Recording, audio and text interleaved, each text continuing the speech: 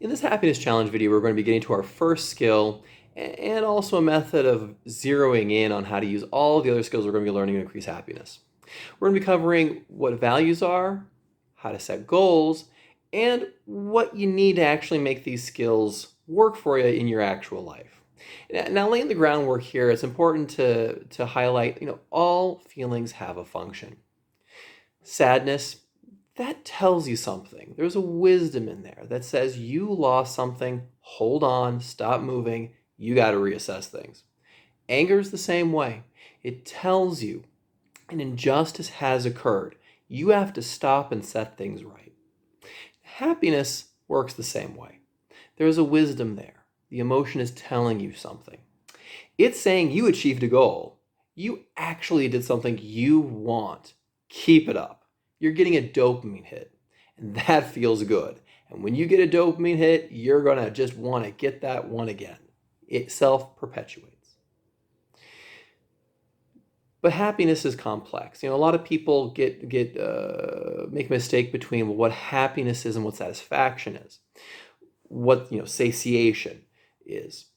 We're satisfied, we're satiated when we eat, when we drink, when we're getting rid of pain. You kind of imagine satiation as almost like a number line where you're in the negative and you're moving towards zero. Now it feels great to move towards zero. You accomplish something, and so you get a happiness hit there. But really what's mostly going on with being satisfied, being satiated, is you're no longer in the negative. You're holding at zero. You're not hungry anymore. Happiness is much more complex. It's motivation to continue what you're doing, as I said before. But that means you have to have a direction. You're completing goals. You're moving towards what is meaningful to you, what your values are. Finishing that goal on this path towards your values, you're reaping the rewards of completing that goal. And most of it's not going to be physical. It's going to, like I said, serving some sort of value, serving some sort of meaningful purpose in your life. So happiness actually exists on 3 points in time. It exists in the past, the anticipation of accomplishing your goal. That's where you're moving towards that one. It exists in the present because you completed the goal. You actually did what you wanted to do. And it exists in the future where you're reaping the rewards of what you got in the moment, and you carry that with you, making you want to act again, to keep that one up. And again, like, we're going to get this one, we're going to hit this dopamine hit again. Other feelings outside of happiness, they're telling you to change directions. Whereas happiness is the direction you want to keep going on. Anger, sadness, disappointment is telling you you're off the path of happiness. You got to get back on that path.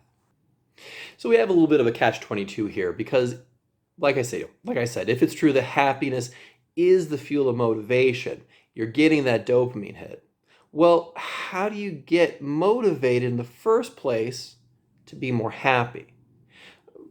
This opens up the topic of what you're living for.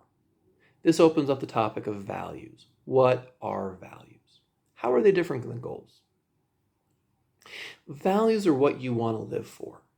It's what you want your life to stand for. They're yours. They're personal. You don't have to share them with other people. It's part of your personality. They're deeply in you. And it's those personal, meaningful things that fill your life with meaning. Another thing to bear in mind, one huge difference between values and goals, is that you never achieve a value. You never reach that value. You can kind of think of values as moving north. You never actually reach north. No one, say your value here is being a good parent. Well, no one swoops in at a certain point, issues you a good parent license, says, good job, you finally, the committee recognizes that you are officially a good parent. No one ever reaches being a good parent.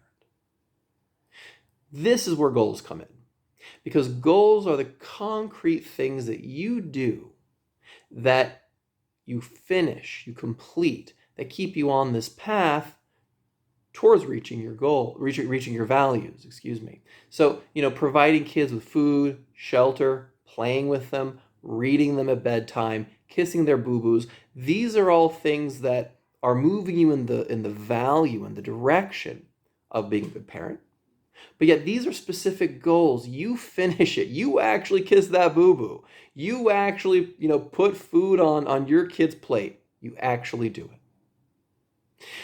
So the path towards happiness is infinite in this way, that you could always move north because you can always move towards your values. Yet along that path, you're hitting those goals one after another, getting that dopamine hit in order to then move on to the next goal, staying on that path. So knowing what your values are important, because that's what determines the goals you set in order to feel good about your life. And there's a couple very universal values that generally people appreciate, that find meaningful. Not everybody gives the same meaning, and that's okay. And maybe there's something else on this list that you find meaningful, that's a value that is important to put on this list. But just kind of give direction here in outlining your values in order to outline your goals. A basic list would be family relationships, friendships, social relationships, romantic relationships, career, education, personal growth, personal development, recreation, sports, spiritual and religious ideas and beliefs, community, citizenship, and just physical health, well-being. Those are classic values that are universal. Most people find meaningful. So taking those categories, there's a couple steps here to articulate these values and to be able to start living them more profoundly. Step one, define what these things mean. Not everybody means the same thing when they say they value their family or value their friends. What is this value to you? This is going to be different from person to person. Step two is to figure out, well, how important is each value here? If you were to label, on a scale of 1 to 10, some people will say family's a 10, some people will say community citizenship's a 0, and that's okay, but outline how important are these things to you. The next question is a little more tricky. How much of that value is in your life? If you're scoring a 10 on family relationships, but you're scoring a 0 and how much that's in your life, now you know where to work. Now you know where to start setting your goals, because something needs to move here. Family relationships are just too important for there to be a 0 mark on how much it comes up, how much it manifests. So that the final step is, great, now we've zeroed in on where we need to do the work, what will improve your life and make you more happy. Let's set concrete goals. How do you move north here? How do you move towards family relationships? You're going to have 4 different types of goals.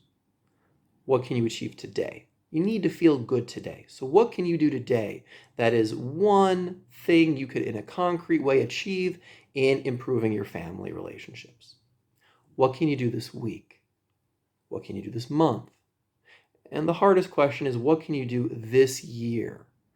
A large goal that you can achieve that will take a year to do, that will be hard work, but man, is that going to pay off once you achieve it, and man, are you going to be enjoying getting to that goal throughout the entire year. So why do this? Number one, like I said, this will make you more happy. When you achieve your goals, you're going to get those dopamine hits. You're going to be enjoying moving towards those goals. You're going to enjoy getting them, and you're going to be able to carry those with you on your journey towards the next goal and the next goal and the next goal as you move north, as you move towards these important values in your life. Number two, this is giving meaning in your life. By definition, it's giving structure, it's giving purpose. You know what to live for. You know what makes you happy, and you do it. Number two, why do this, is as you move through this program, as we go through these different skills, you're going to like some and you're going to hate some. Some are just going to fit. Some people are going to not make sense, and that's okay. Knowing what your values are, knowing what's important to you is going to help you zero in and pick the right skills to focus on as you move on this journey towards greater happiness. For example, let's say you're an extrovert. Well, knowing family and friendship is important, well, you know that, hey, this is something to pay attention to. Maybe it's worthwhile to work on, happiness enhancing social skills that we're going to cover. Let's say you're an introvert. Well, great. Self-focused happiness skills, like mindfulness or being more aware, being of your accomplishments and collecting gratitude throughout your day would probably be a more appropriate skill to develop here. But to kind of give maybe more of a structure of how to approach what skills will be most useful to you, I think there's 3 questions to ask that can give direction. Number 1, does this fit? Does this skill fit with the source of your happiness? Do you feel hopeless? Do you feel lonely? Do you feel powerless? Well, that means those sorts of things, the flip side, are incredibly important to you. You want to increase hope. You want to connect more with people. You want to feel more energy, more power and control in your life. So picking those skills that get you those things, that's ideal. The second question is, does this fit with your strengths? My personal experience is you want to play to your strengths first. Where you do great, push forward in that more. Why? Because the more happiness you have in your life, the more resilient you'll be. And that's kind of like gas in the tank to start hitting the weaknesses that you also want to work on. Another riff off this idea of playing to your strengths is not so much your strengths and happiness and well-being, but the things you enjoy. If you're an artist, that's a strength. You love making art. Well, you'd want to leverage and use that strength of art to paint a picture about forgiveness, which is hard for you to do. So you're using your strengths to lift up the things that you have a hard time doing. The third question to ask is, does this fit with my lifestyle? Listen, if you have a hectic life, you have to move from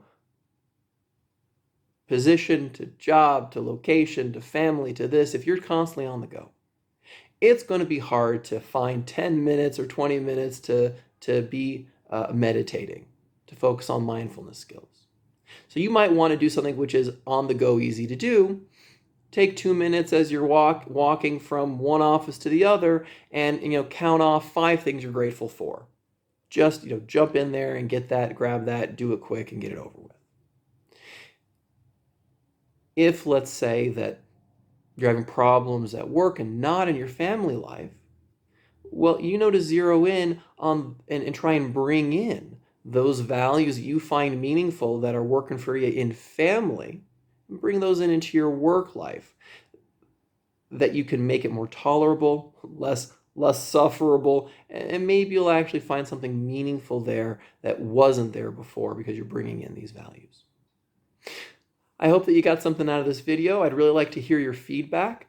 What sort of values do you have? What's meaningful in your life? And what goals help you get closer to north? If you like my work, you can check out my website. You can send me an email, and you can also support me on Patreon. I'll see you in the next video.